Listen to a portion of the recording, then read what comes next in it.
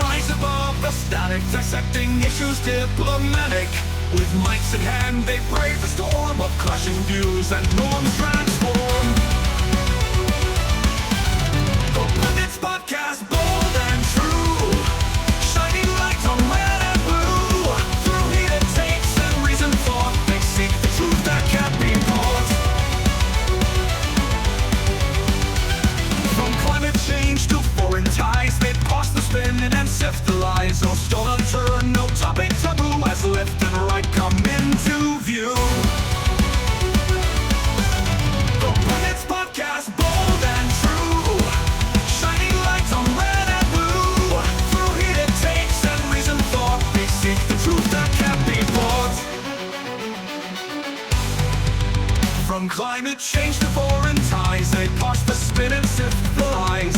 No stone unturned, no topic taboo, as left and right come into view. The Pundits Podcast, bold and true, shining lights on red and blue. Through heated takes and reasoned thought, they seek the truth that can't be bought. In times of strife when tensions flare, their steady voices fill the air. With wisdom gained from years gone by, and hopes for brighter days tonight, the Pundits Podcast marches on their epic quest, not yet done, to understand our changing world and keep democracy's flag unfurled.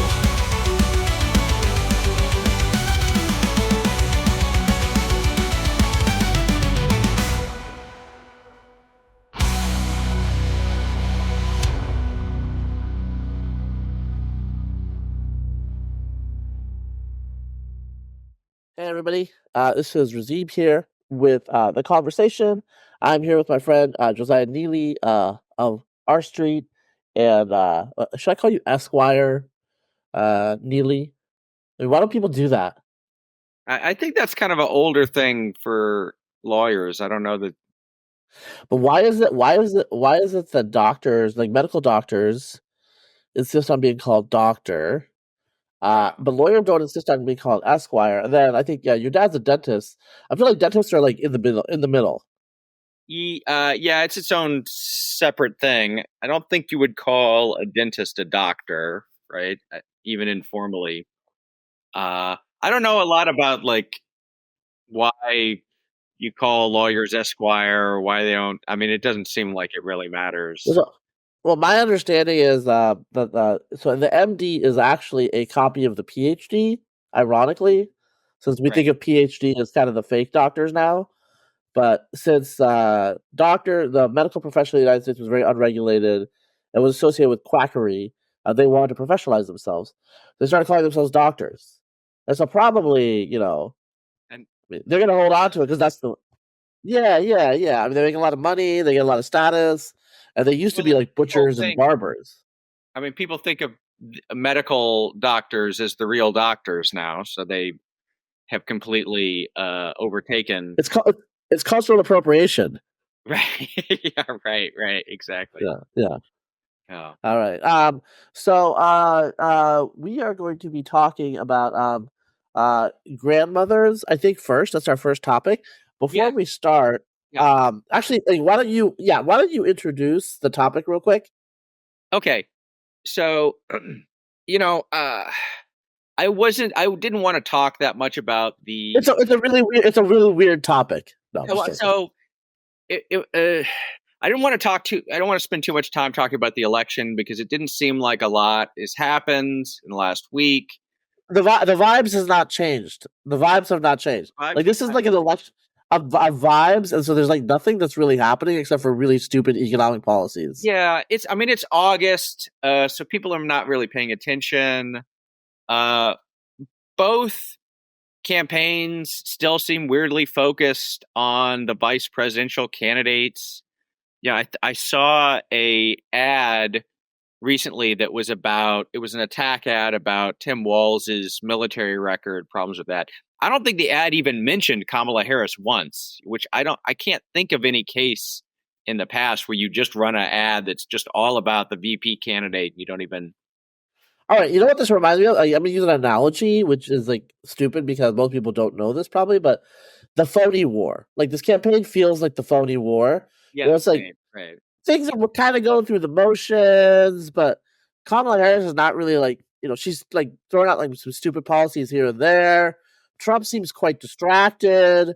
JD Vance is talking about evolutionary biology. I mean, it's it's like it's not the normal campaigns we've been used to. Yeah, and there's something about I don't know. I don't have a good theory of why it is, but obviously there's been a lot of focus on like from the right on walls, and then also from the left, a lot of attacks on JD. Most of them are pretty dumb, in my opinion. I can't believe some of the stuff I have to argue about, but one of the micro controversies did involve evolution. And so I thought, maybe that would be worth talking a little bit about. So, Sure. yeah, JD Vance, he was on a podcast. This is not recent. This is from 2020, I think, 4 years ago. I think it was on Eric. It sounds like it was on Eric Weinstein's podcast or something. Podcast, which I think you know, Eric. I mean, I've never met him. I've talked to him on Clubhouse or whatever. But anyway, he is now the less heterodox brother. Ironically, I think they kind of cross Eric and Brett Weinstein or it's Weinstein. It was like at the beginning, Brett was like the college professor, like the normal guy, and Eric worked for Peter Thiel. And eventually, Eric just kept working for Peter Thiel, and Brett evolved. Right? Yeah. Brett he's been on a journey. I think after. Well, this is maybe a tangent. I don't know. After there was that period when right before Biden dropped out of the race, he was sick with COVID. And then right after he dropped out of the race, like people were like, when he dropped out, he just did it by tweet and there was no press conference. Like he did a speech to the nation a couple days later.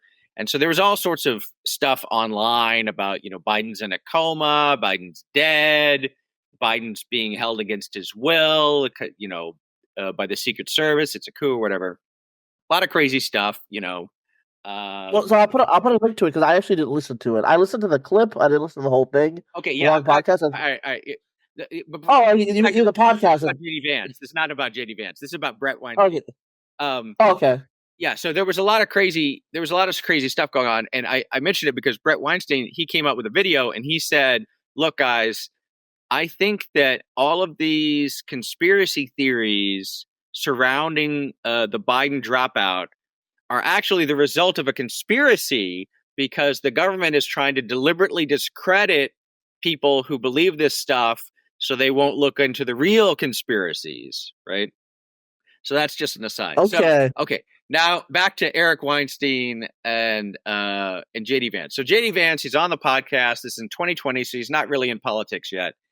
And he's talking about like how grandparents and how like when he had I think maybe his first kid, his mother-in-law came and stayed with them and helped out and how important that is. And Eric, not JD, but Eric says, he's talking about this and Eric says, I think it's like, well, yeah, that's the whole purpose of the post-menopausal female in theory. And JD Vance, partway through that sentence says, yeah, or yes, which, conversationally. Well, he was familiar with the idea, though. He was engaging. He was familiar. Yeah. And I mean, so some of the controversy, I think the people didn't seem to know that it was not JD who said this, sentence. The voice was clearly distinctly different. Yeah. Yeah, right. And I just point that out because, like, technically, he did say yes, like partway through the sentence, but conversationally, sometimes people even will say that not as a acknowledgement of agreement, but just like, I understand what you're saying, I'm listening to you or whatever. It's a filler word, right? Yeah. Well, it would be like saying okay sometimes in conversation where you're not agreeing to what they're saying. You're just saying correct. You're acknowledging hearing them. Right. But for the sake of argument, let's assume that JD does agree with this. What is actually referencing a fairly, well-known and respectable theory in evolutionary biology, which maybe is confusing to people who don't know about it. So that's why I want to talk about it a little bit. Maybe you could lay out like Yeah. what was Eric saying there? Like what was he getting at? Yeah, so I've read about this, I've read books on it, I've read papers on it. I was taught the grandmother hypothesis in evolutionary anthropology classes. It wasn't like so. This has been politicized because I mean, so for example, if Trump had talked about the grandmother hypothesis, Vox would have had an explainer how like obviously this is pseudoscience. You Right, know, right, because most people are kind of they're not going to look up the literature and actually find out Vox is lying. You know, right. I mean, and he's exaggerating, but so some of the responses I was a little annoyed because they were just like, this is some of the responses were like this is pseudoscience. Some of them were from very partisan left wing accounts on social media that are just dumb. So Yeah, they obviously had never heard of it. Other people had heard of it, but they were like, he totally garbled it. He as in JD, but it was really Eric used the word purpose. And so oh, you can't use the word purpose in evolutionary biology. But I mean, in an ad hoc way, you would understand exactly. Like, so what is the purpose of me having a hand? right. You can say like, oh, God created a hand to grasp, but in an evolutionary sense, like animals, you know, animals have hands. They can, primates have hands that they can grasp with, right? And Right. that's an adaptation. And so one of the issues here is actually, and evolutionary biologists have talked about this. Evolution should look quite often when it's adaptive as if it was designed. Evolutionary psychologists talk about this a lot, but evolutionary biologists in general have talked about it. And this is one reason Richard Dawkins wrote *The Blind Watchmaker*.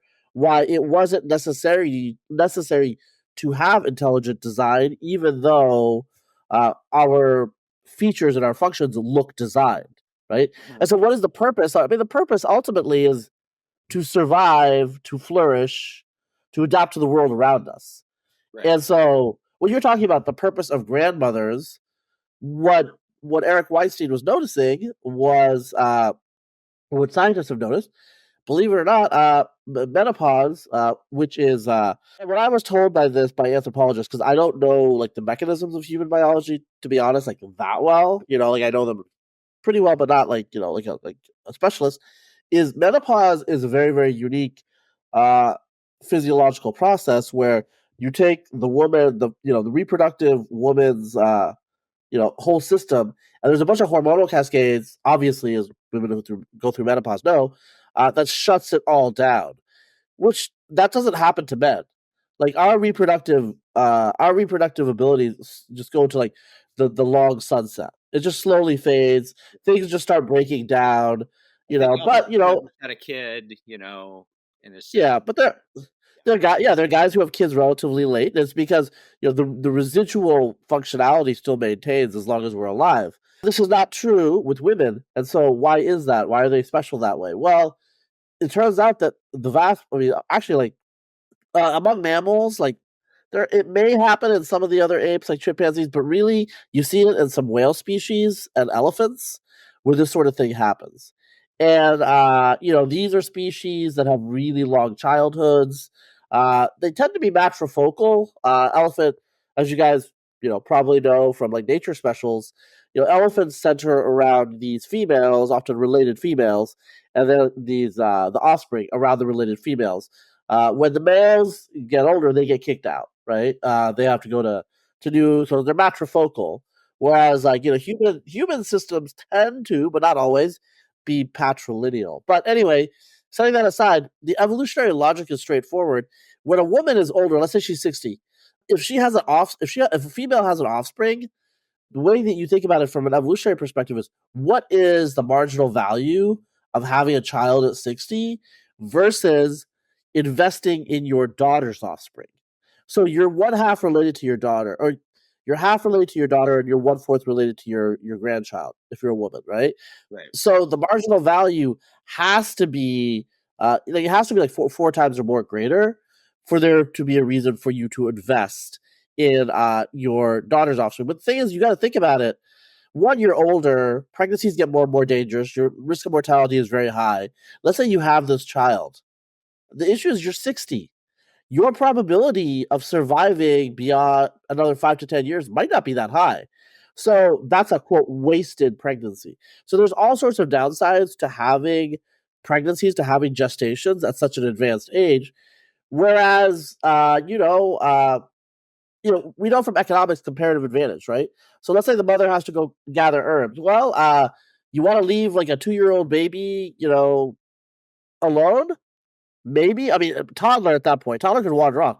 Yeah. This is something where the grandmother could do something very simple, very easy, on an individual level that has a massive marginal benefit because there's an adult supervision. This is called alloparenting, where it's like parenting of like non-mothers, basically non-mothers' fathers, and so this is very common. And so the hypothesis here is that women, and particularly women, tend to invest in the offspring of their daughters. So the Finnish evolutionary daughters or their children.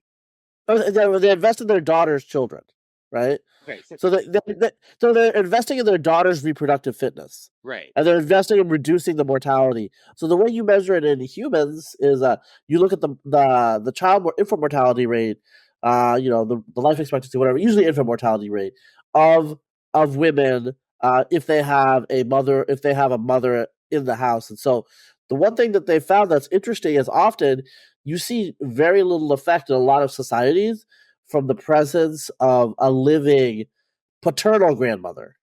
Right. But you do see an effect from the presence of a maternal grandmother. So I think Eric said, one of the benefits of marrying an Indian woman is an Indian mother-in-law. Eric is married also to an Indian woman, so that's why he probably said that. Like, right. So people probably don't know that. They're like, that's a weird thing to say, but yeah. So it's the female, yeah. Why does it make a difference whether it's the woman's daughter's children versus her son's children in terms of it? Well, I mean, yeah, I mean, you're setting me up here, but I mean, the whole theory is like, paternity is theoretical, right, and maternity is totally like rock solid. So you have like a much higher confidence. And I mean, I think like a stylized fact in a lot of so when you're talking about like evolutionary processes, these sorts of things, there's different things that are pulling and pushing. So I'll give you like a really concrete example. Like there's actually been ethnography that studies Kazai people in the highlands north of Bangladesh and Bangladeshi people to the south of them. The Kazai people are matrilineal. They're mostly Christian now, but their inheritance system is matrilineal. They're matrifocal. They're tribal people. They're originally from Burma. They're just not stereotype. It's not. This is true in Southeast Asia as well. There tends to be more gender egalitarian relationships there, more recognizable to Americans. Whereas, in the Indian subcontinent as a whole, it tends to be highly patrilineal. So in Bengali society, your lineage is actually simply patrilineal. So if someone asks where you're from, you are supposed to say where your dad is from or where your paternal grandfather is from, right? Your mother's side has like zero cultural impact, even though genetically that's half your ancestry.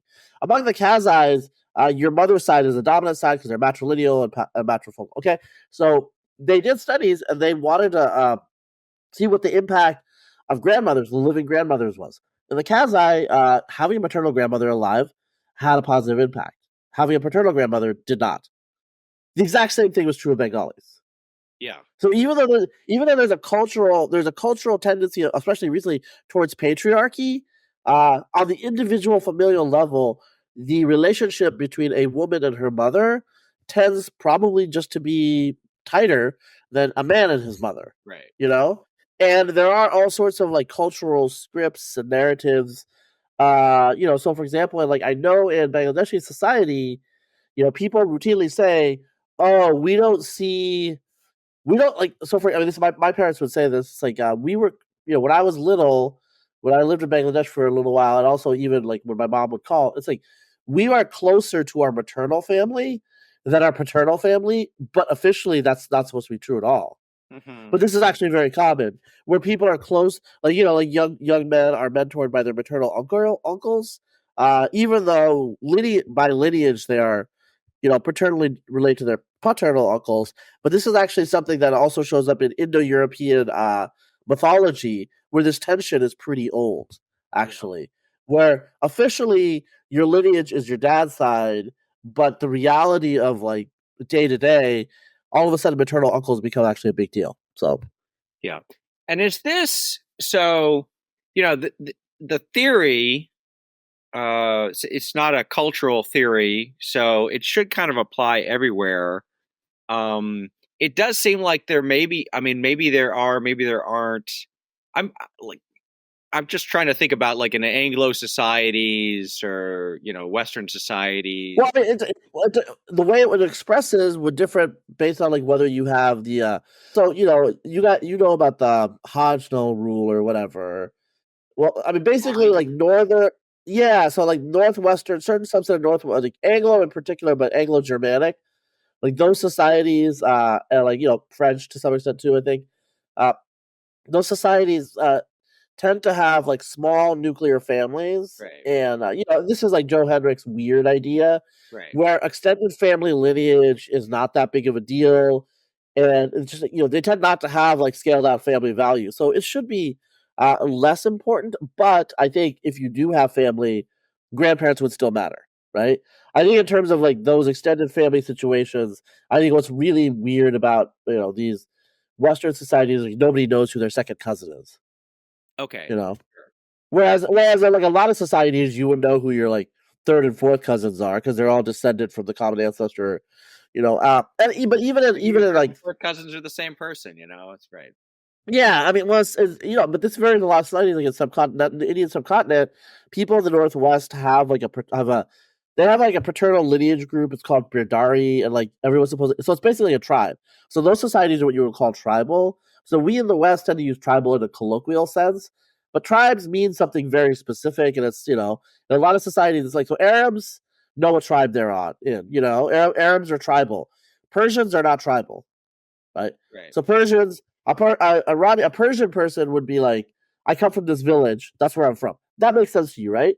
But if you're an Arab would know, oh yeah, I come from this village, but my ancestors come from this tribe in the Hadramat, and they're of this tribe of like, whatever, right? And somehow that's important. I don't know the details because I don't come from a tribal society, but the Indian subcontinent, the Northwest tends to be much more tribal, where they know all their deep genealogies, whereas like, in the South and the East, like, people are just like, oh, I just come from this village, right? So obviously, the impact of family varies. But I mean, going back to the grandmother hypothesis, I think that this is not.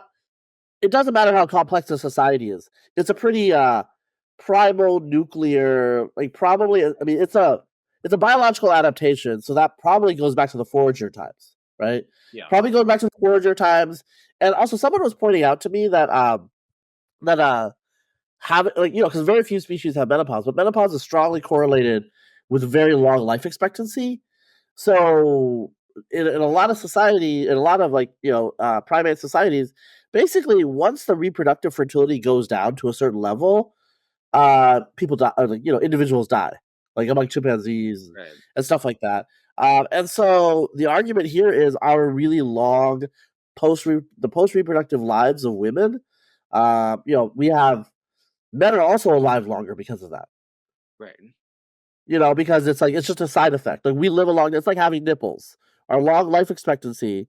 We're obviously not going to be grandmothers, but if like the SRY had gone differently, Mm-hmm. Okay. Well, so I think that's helpful. I don't have a lot to say on the science, but I did want to touch on it because I mean, politics tends to make people kind of stupid, and no. A lot of people were like dunking on JD that were like liberal scientists that I know. Yeah. And like it was kind of like a situation where it was like, well, he's weird. We definitely don't want the Trump Vance ticket to win. So we're gonna make it seem like, oh, they're like pseudoscientists, like this is pseudoscience. There are a lot of liberal accounts, especially anon liberal accounts, that were like, well, it's evolutionary psychology, so it's pseudoscience. Like they don't believe in any of that stuff. Like this is not falsifiable, blah blah blah. So, but I mean, this is neither here nor there. This is all politics. Everyone knows that, right? Right. Yeah. People will like politics makes you stupid. Some people will use their intelligence, like they bring to bear all of their intelligence to be as stupid as possible. And I guess my unsolicited advice for our 12 listeners or however many there are, I mean, maybe you are stupid, right? In which case you can't help it, right? And so okay. But I guess if you're a smart person, you don't have to be like that. That would be my Well, also, you're being stupid right now, but it really doesn't matter. This is like a correct. tiny thing in the middle of August. Right. There's no reason to tell you're stupid. So you're a smart liberal. Most liberals are stupid, just like most people are stupid, right? Honestly, I probably shouldn't say this, but whatever. But it's true. Most people rely on the smart people in their ideological circle to kind of like set the tone. So if a smart person, if a geneticist, for example, or a doctor, like I'm giving real examples that I'm thinking of, are like this is pseudoscience. JD Vance is mouthing pseudoscience. First of all, it was Eric Weinstein that used words like purpose, but set that aside. Right. People are going to believe it, and they're going to think the grandmother hypothesis is pseudoscience. Just like, and I've had this discussion like with conservatives before where, sometimes when people are like, elite conservatives are like, well, evolution's been disproven. Well, okay, obviously I think that's retarded. But the normal person on the street, what are they gonna think? They don't know any of this stuff. And so there are people who actually think it's been disproven. Like scientists have disproven it, you know? Right. And whatever arguments you might have about evolution, it is not true that most scientists would agree that if they have disproven it, right? But like people go around thinking that because what are they going to think, And so this is like a similar sort of thing where, people are pointing out, oh, NPR had an article about the grandmother hypothesis 2 years ago. This is not like some like far right ideological thing. And so people are trying to make it a far some people were trying to make it. They're being a little smarter about it. They're trying to make it about class privilege because JD's in-laws are upper middle class professionals and they have time. And people are like, which grandparents are like have time to take care of their kids? And I just like, I think that's. look, I don't even think that's true. I mean, my yeah, impression is that it's actually like rich that's what I said. parents. They send their kids to daycare. It's like Yeah, grandma steps in when you like for the more often. I mean, we're talking about yeah, yeah. generality, but JD was raised by his grandparents. Who was raised by their grandparents? Lower class whites and blacks in the United States in particular. This is just a thing. Grandparents raise their grandkids, and that's a thing among people with lower social capital, with more unstable households. The parents are just like out of the picture, or they're in jail, or they're in rehab. They're doing all sorts of things. So I really thought it was strange that some people were trying to make it about JD's class privilege, because I think most frankly, like most upper middle class. Yeah, I mean, the best. I heard someone, and this was probably. I don't know that this person was a doctor or anything. It was probably just like a rando. But they were saying that they thought that like this was an instance of like Christian nationalism or something. Which Eric Weinstein again. I don't know that.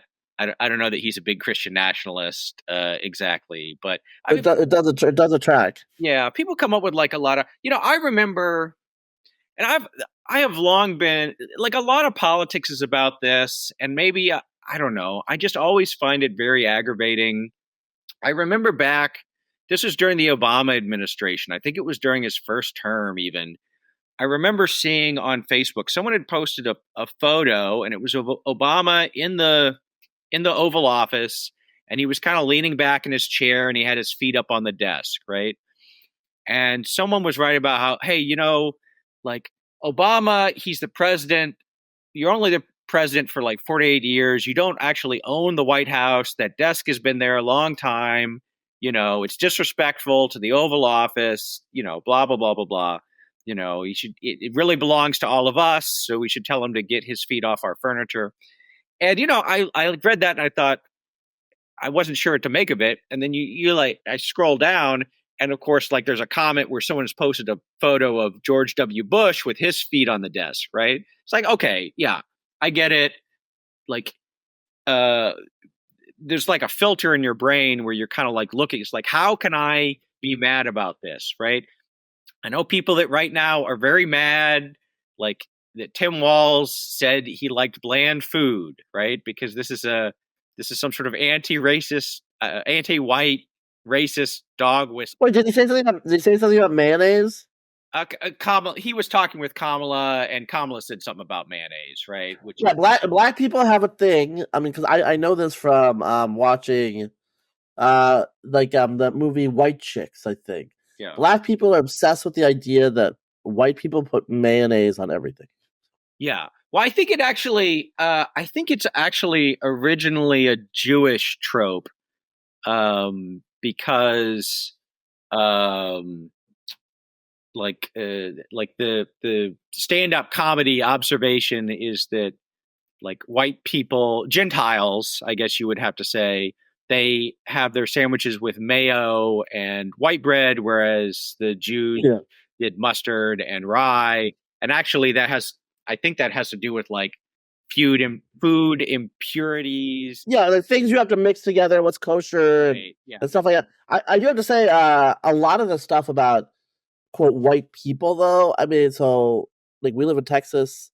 Like Southern food is Right. quite distinct. So a lot of times when they're talking about white people food, I think they're talking about like, and I don't know who lives like this. Yeah, Upper Midwest or definitely or like New England, kind of like waspy, like blander food. Whereas obviously, I mean, Southern cuisine, like even like white Southern cuisine, like fried chicken. There's like New Orleans Cajun, like all these things are like quite different. Yeah. I remember, so I grew up here in Texas, and when I moved to Indiana, people kept talking about soul food, right? Which is like a black cuisine, and I didn't really quite understand what it was or whatnot. And finally, they're like, "Well, let's go to a soul food place," right? So I went to a soul food place, and I quickly learned it's just Southern cooking. It was just like, oh, this is like, there's a few there's marginal differences. They tend to use like fried chicken. They tend to use lower. Yeah, they use a little lower quality stuff because they were slaves. They got so like chitlins and stuff like that. That was like they lived in the South, so like that's the cuisine. Like yeah, fried chicken. Like I like fried okra. Yeah. I like a lot of the. Well, so here's something that I noticed. Sorry to interrupt you, but like one thing I noticed is that when I go out to eat in Austin with friends, like we're from all over the country. As you know, most people in Austin are not from Austin. Right. I could tell when somebody is from the southern part of the United States if they're a male, because they will order chicken as an entree. Like people from the South love chicken, whereas like in the rest of the country, it's just like I just feel like if you're a dude and you're going out to eat, you're gonna be ordering like steak. Yeah. And I like almost every single time that I see a guy order chicken, I'm just like, "You really like chicken?" They're like, "Yeah." I'm like, "Where are you from?" And they're like, "North Carolina," or like East Texas or wherever, because you can't tell my accent anymore. But the Southern people love chicken. Yes, I mean chicken's good. It's my, I do like beef. I like. Yeah, I don't like chicken. I don't like it's like bland. That's why you have to put spices on it. Well, okay, so you do it. I mean, I don't understand. But chicken is like meat tofu. Okay, all right. Well, it's got nutritive value, but like, come on, like that's why you put all the spices on it. Sure. So you put spice. I doesn't like. What's wrong? Like, so you put spices on it. Okay, that's fine. Well, okay, so but this is a big philosophical thing, and I think you're making a good point. The cuisine in a lot of the world, the food, the taste comes out of the spices and the mix of spices, right? Whereas, there was that. Basically, what happened is like in the 17th century, there was like a new theory of cooking, starting with the French, and their basic idea is the food that you eat, you should get sauces. You should create sauces and other things that bring out the innate flavor of the food. So if you come from a culture where it's like, you put spices on things to make it tastier, I think chicken is actually fine, like fish, all of these things. But whereas, like, if you come from this like high cuisine French tradition where it's like, you don't put spices on, you want to taste the meat, taste the main course, then you have to kind of a different philosophical tack. Like as like a lot of listeners know, European cuisine, like elite European cuisine, was actually like relatively spicy until about the 17th century. That was like the spread of this new theory from France. The one European cuisine that retains that is Hungarian, which is like, like a lot of listeners might know, Hungarian has a lot of paprika. So Western European cuisine was more like Hungarian cuisine, like at least the elite stuff. Like poor people just always ate crap, right?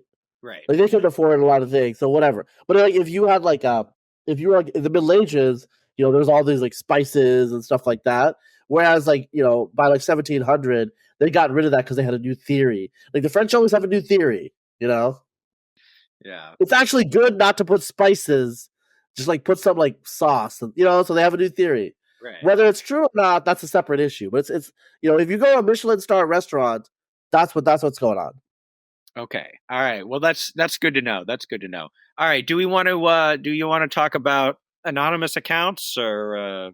Yeah, I mean, why don't you set it up? Because I think you put this in there, and like I have some opinions, as you know. Yeah, so. sure. So this is something, and I wanted to talk about it because it's something that repeatedly comes up. I think we have a slightly different perspective on it, but obviously, and this is really just a matter of social media. But there's a lot of people on social media who do not operate under their real names, so they have some sort of, usually they're called anons or anonymous accounts. They're really more pseudonyms, because they.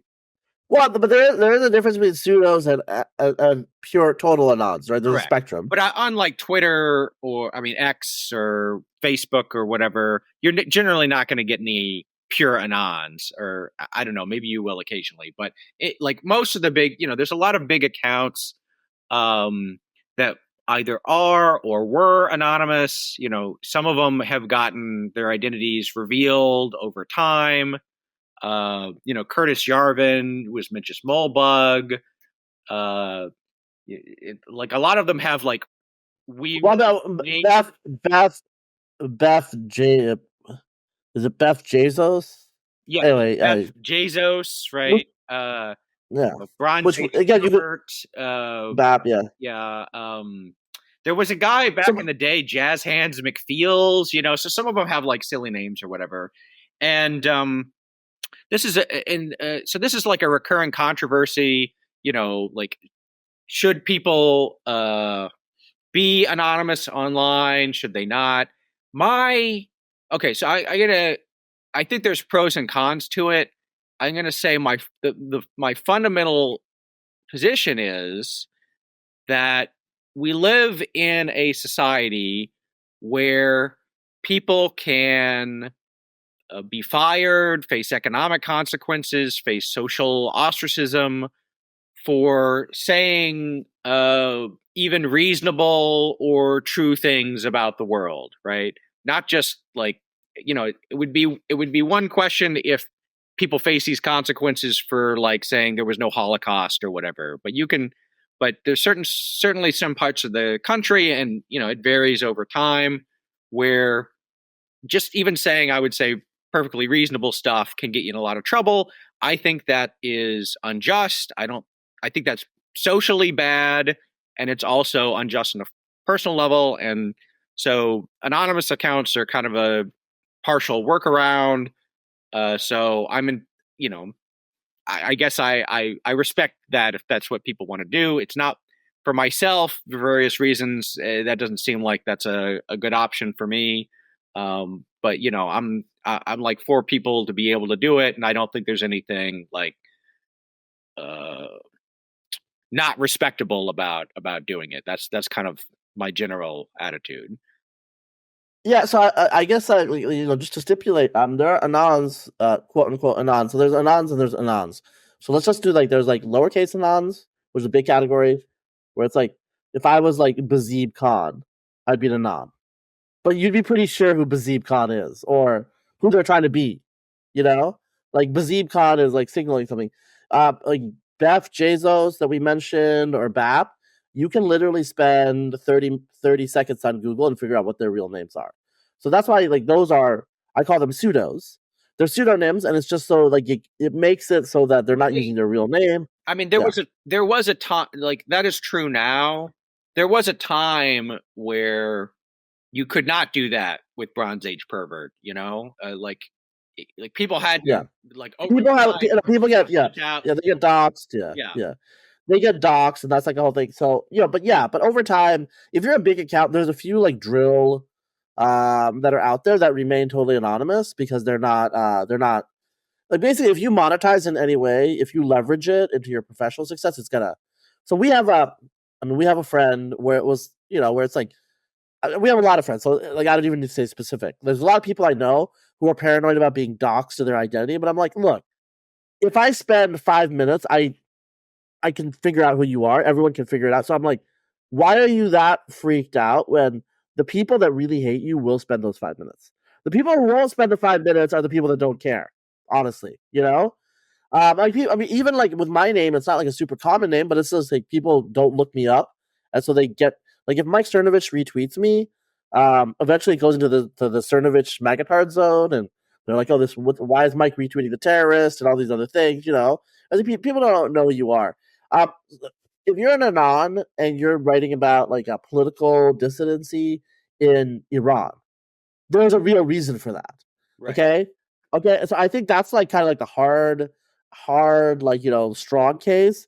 Then there's like the weak case where it's like, okay, you're an insurance salesman in Provo, Utah, and you're now an ex-Mormon, and you don't want people to know, and so you're going to use an anon. Okay, there's a soft case for that too, right? Because to preserve like kind of your livelihood and other things, other people are dependent on you.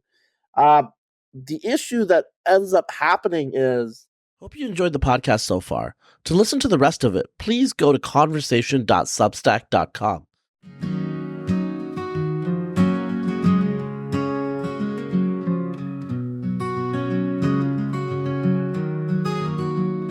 Two minds met on a summer's eve, each with truths they long believed. Words flowed like a winding stream as hours passed in deep debate. And after all was said and done, they found a thread of common ground. In listening close, they came to see a shared humanity. They spoke of justice, spoke of change, of history's weight and future's range. Their views at first seemed worlds apart, but patience bridged the divide. And after all was said and done, they found a thread of common ground. And listening close, they came to see a shared humanity. They spoke of justice, spoke of change, of history's weight and future's range. Their views at first seemed worlds apart, but patience bridged the divide. It's not about who's wrong or right, but understanding others' light. In civil discourse we can find ties that gently bind. And after all was said and done, they found a thread of common ground. And listening close, they came to see a shared humanity. As dawn broke soft on dewy grass, they smiled and shook hands at last. Two souls enriched by reason talk, united in respect. And after all